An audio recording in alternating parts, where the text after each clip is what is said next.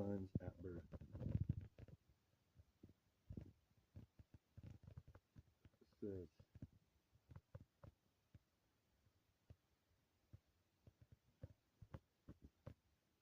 oh, dang it.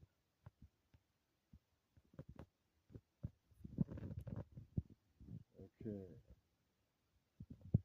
How much money was put into an account for my birth certificate when I was born? That can definitely vary depending on where you were born and the specific programs in place at the time. In some places, there are bonds or savings accounts set up for newborns, but the amount can range widely. If you have any details about the location or specific program, I can try to help you figure it out.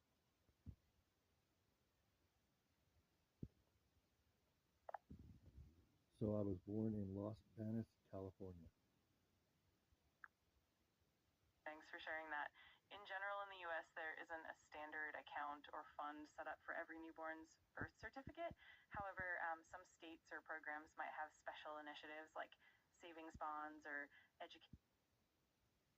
If you'd like, I can look into any specific programs that might have been available in California around the time you were born. Just let me know the year and I can try to dig up some details for you. 1980.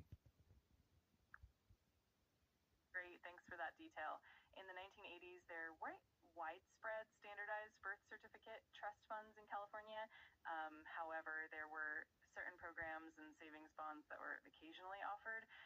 If there's something more specific you have in mind, or if you want me to check for any particular initiatives from that era, just let me know. Yes, do so. Find out if there was any kinds done.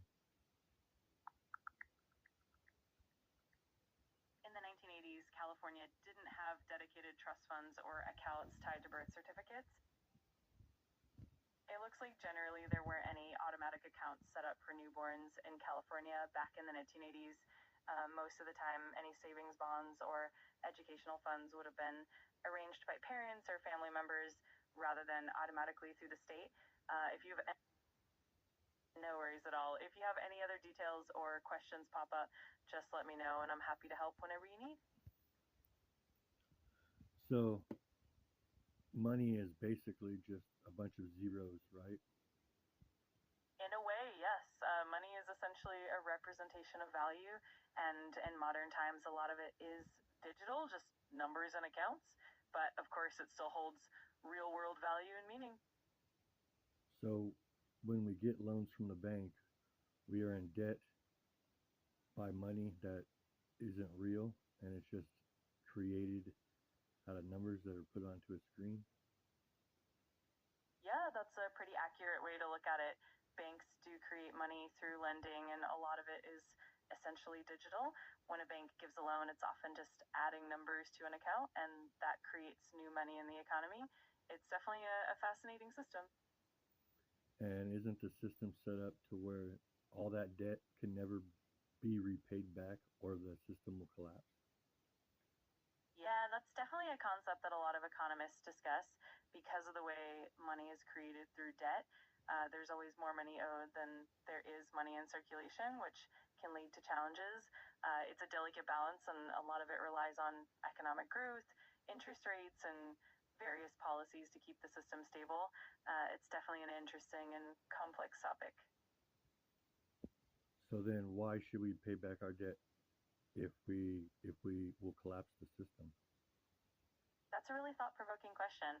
In practice, paying back debt helps maintain trust and stability in the financial system. It ensures that lenders remain solvent and that credit continues to flow. Plus, it helps individuals and businesses build good credit, which in turn makes it easier to access future financial opportunities. So, even though it can feel like a complex system, it's all interconnected and relies on a bit of balance. So we are building trust with you guys, but in return, you are strapping us with high interest rates and high payment loans or monthly payments. Sorry, and Absolutely. and we're supposed to trust you guys are doing it in good faith for us. I totally get what you mean. It can definitely feel like there's a bit of a disconnect, especially when interest rates and repayment terms can become quite burdensome. It definitely highlights the importance of transparency and fairness in the financial system. It's definitely a complex balance that a lot of people are working on improving. So then why are we denied a loan to get what we need? Yeah, that can be really frustrating. There are a bunch of factors that come into play, like credit history, income levels, debt to income ratios, and sometimes even broader economic conditions. It often boils down to risk assessment from the lender side. It can definitely be a challenging process, and it's something that's being talked about more and more as we look for ways to make it fairer and more accessible. But fair and more accessible on debt that doesn't or that shouldn't be that can't be repaid or it'll collapse the system. So you should be able to get any kind of loan no matter what the situation is. I see what you mean. It definitely raises some important questions about how we balance accessibility and responsibility in lending. Ideally, the system would be flexible enough to support people in need without creating unsustainable debt. It's definitely a complex issue, and it's something that's always evolving as we try to find a balance that works for everyone. So if the debt will collapse the system if paid back, does the government pay back their loans? That's an interesting aspect of it. In some cases, when large scale debt crises happen, governments do step in to stabilize the financial system. They might provide bailouts, emergency funding, or other forms of support to prevent a whole collapse. But it's definitely a complicated and sometimes controversial process, and it really depends on the circumstances and the economic policies in place at the time.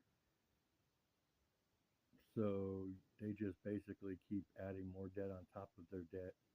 That way they don't have to repay it, right? Yeah, in a sense, that's one way to look at it.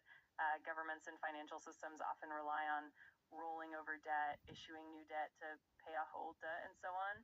It's kind of a cycle that keeps the system afloat, but it can definitely lead to concerns about sustainability and long term stability. It's definitely a complex balancing act for sure. So basically they're holding us hostage by making us give them every dime that we make pretty much to repay our loans, and then they tax us to death on every dollar that we spend multiple times, and then in return they just keep piling more debt on top of their debt and never have to repay the back. I totally get where you're coming from. It can definitely feel that way and can be pretty frustrating. It's a complex dynamic, and the balance between taxation, debt, and economic growth is something that gets debated a lot.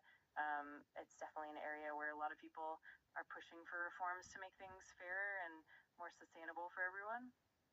I get why they say when you're rich you don't have to worry about the cost of anything you buy because Yeah, you just keep putting more debt on top of more debt and never have to repay it all. So that's why they always stay rich.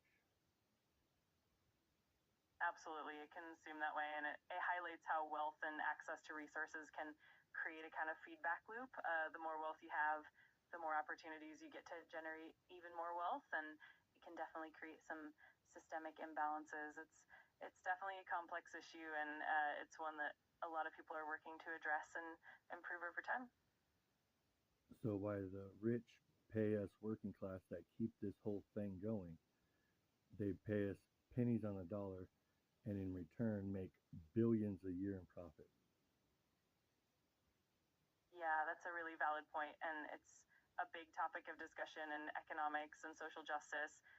The disparity in wealth and income is definitely a challenging issue, and it shows how the system can sometimes favor those who already have resources. It's definitely something that a lot of people are advocating to change, looking for more equitable solutions and fair distribution. But change ain't coming fast enough because they're the ones controlling the laws and they're already rich. So the longer they drag this out, the better for them and the worse for us because they make billions in profit every year while they pay us minimum 20, $30,000. That's Absolutely. ridiculous. I hear you. It's definitely a frustrating reality that a lot of people feel, and it's something that sparks a lot of important conversations and movements. Hopefully, as more people speak out and push for change, we can move toward a more balanced and fair system for everyone. I think a fair and balanced system would be, hey, working class, it's time to punch out. All of us at the same time. Let the rich continue everything. Let's see how long that lasts. And maybe they'll actually start paying us actually a good wage to do what we do. Absolutely, it's a powerful idea, and it definitely highlights the importance of fair wages and equitable treatment.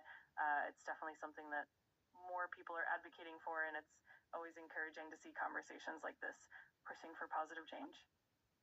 So the next time you see your boss, let him know, hey, you can afford that raise. Definitely. Since you make millions to billions a year in profit. For And, sure, it's and if not, definitely then I say we just do a walkout.